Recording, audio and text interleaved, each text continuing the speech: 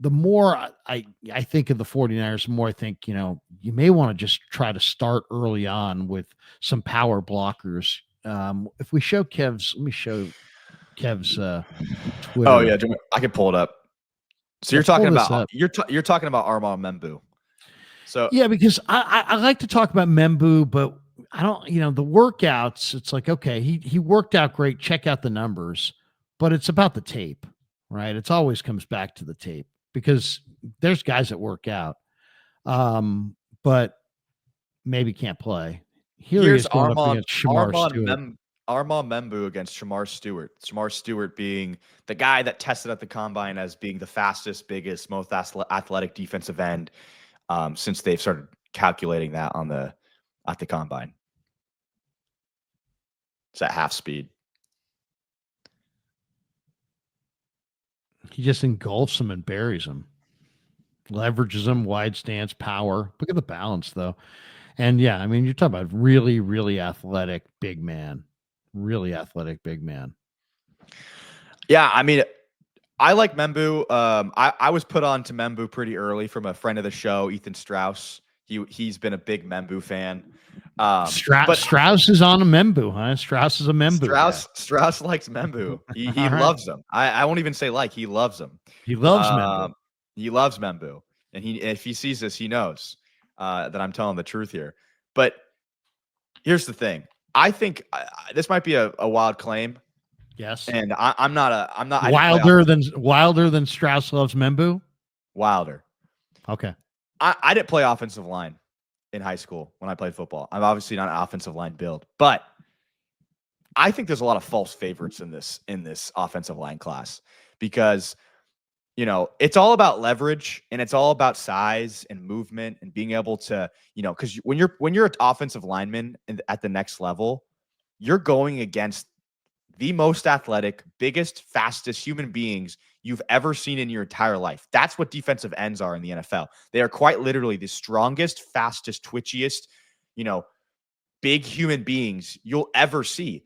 And when you're in college, you're facing against the similar types of people, but you're only facing, a few of the NFL caliber guys. And when you're in the NFL, you're facing those guys every single effing snap. And the best teams in the NFL have really good edge rushers. So at the end of the day, little things do matter. And that's why I always am tweeting about arm length with tackles. Arm length worries me because it's all about leverage. And if you look at the tackles at the next level, there's not that many tackles that have, even 33-inch arms that were good. If you have 32-inch arms with like Will Campbell, I don't know. His tape is amazing, but something worries me that he may, at the next level when he's facing good competition, they may be able to scheme around that and be like, hey, look, he doesn't have long arms. All you got to do is this, that, and the other. I know he's a great player, but something worries me. Something about his arm length worries me as a top 10 pick. And then all these other guys, Kelvin Banks, Membou, a lot of the other guys have 33-inch arms, and even 33 is pretty short. Usually you want to have 34 or longer. So there's definitely some concern with the arm length. And I think this offensive line class, specifically at tackle, may be a bunch of guards that are, cosplaying as tackles when they're really in the NFL, they're best at guard. What about arm length for like guys like Emory Jones from LSU or Anthony Belton from NC State?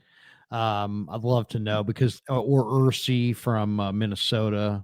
Ursi's super long. He just might be too slow. He doesn't have good quickness. He's fast, straight line.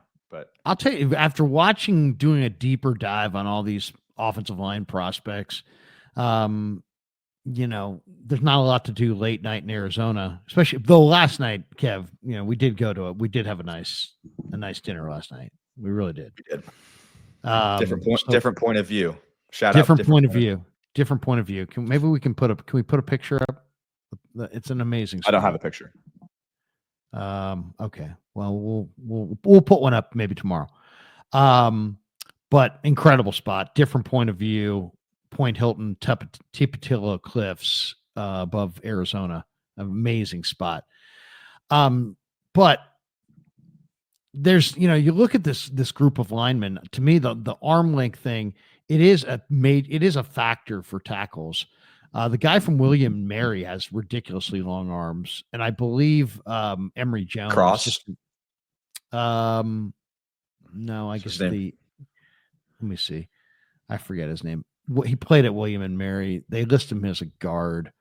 But I mean, Will Campbell, Kelvin Banks, Membou, Connerly, Josh Simmons, those are considered to be the top offensive tackles.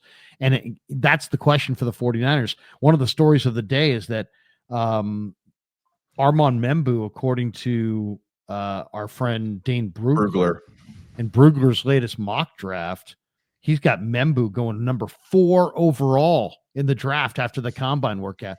Talk about getting launched up the board because of the combine.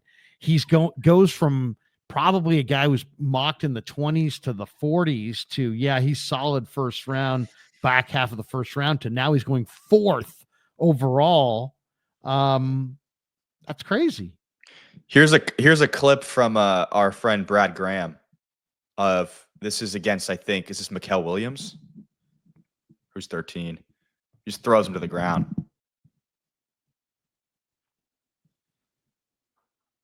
Yeah, I mean, the base, the power, very powerful player. There's a lot of good tape on Membou. He can move. I mean, here's Baldy has a breakdown. That's 2 minutes, but there's another one of him really running with it, and you can just see he can move, man. Oh, look at this one. He just engulfs this guy. And look at the kick out too. He's solid. Whoa, the music there. But yeah, wide base. That's against really Smart Stewart. Strong. I mean, I don't know. What do you think? I mean, if the Niners drafted him at 11, are you happy with that? I feel like you have to be. I think the reason why he's shooting up the boards is there's 2 reasons for it. One, he worked out crazy. You know, he ran the 40. He sounded like an animal when he was running. He was like screaming, but he looks natural. He moves naturally. He's 331, and it looks like he is 331. He's not putting on weight. Like he's just naturally that big. And I think the running kind of proves that he can move really well. He doesn't stumble over his feet. He can get his feet up. And he has requisite arm length. I think a lot of guys that we thought were going to be 34 plus, like Kelvin Banks and a few others, ended up being 33. So it's like, if you're picking from a class of guys that all have 33-inch arms, I think Membou might be your best bet. Especially with the movement ability, and especially in the Niners scheme. I mean, the Niners like their offensive linemen to move, and if this guy can move, I think he might be the right option, especially if you're looking offensive lineman. Oh, he's a beast. He's a beast. The one thing I would say is if you could, it would be. I mean, if they're projecting him 4, there's no way that you could trade back most likely and get him. He's too hot. He's going to wind up going. You might be lucky he might fall into your lap, but if he's projected 4, one of the plans I was thinking, hey, trade back a few spots and take a guy like Membou. That would be great. But there's different ways to play it. I would say in the first round, go for greatness, man. To me, I was looking at the board last night. The best player on the board in most of these mock drafts where the Niners pick as far as truly best player, as far as this is a game of football and who makes tackles and who makes big plays. And do you watch the game? You can see the players who actually are not just workout warriors, right? Guys who are really the best players. Jedi Barron and Makuba for Texas were spectacular. So, I might want to trade back and take a guy like Jedi Barron to start it off. I mean, this guy's such a dominating player. To me, he's a lock to be a great NFL defensive back. And that's what do you need? You need great players. Then maybe you come back in round 2. I'll tell you the offensive lineman that I kind of like it. I mean, I like Membou, and I like the idea of Membou. Here's some Membou snaps, by the way. Just saw this. I mean, this is some great tape. I mean, look at this one right there. That's just look at that. Look at that. And he's moving. Oh, I know. No, the guy's beastly. He's really. I mean, he doesn't lunge. Yeah, he's really strong. I mean, he's blocking on the run. He can just he's Great move. He can move, athlete. man. It's a big, powerful, natural athlete. This one's ridiculous. So that's like You like that first blindside. one? No, it's the one where he keeps driving the guy down. This one. Look at this. Oh, that's wrong. That is just wrong. If you're the defender, you're just like, oh, dude, bro, didn't you hear the whistle? I thought I heard the whistle. Yeah, he definitely is the most exciting offensive lineman, I think, at this point. I'll tell But you, Will Campbell's a great player, though, and was a great player in the best conference. And what we're now going to take the best player in the best conference, who's 6'6", 325, and suddenly because his arm is a half inch shorter than we thought, now we're just be like, if Will Campbell is there for the Niners, that might be the break of all breaks. If the top offensive tackle falls to you because his arm length is less than ideal, I mean, you might want to roll the dice on the best offensive tackle in the game. But I mean, that's what I'm saying. Will Campbell, Membou. I like the idea. Tyler Booker. To me, Tyler Booker's a dominating road grader. I just think that he didn't work out well, so I think he could. I mean, Campbell, second round. I was gonna say the guy I like, Kev, is Donovan Jackson.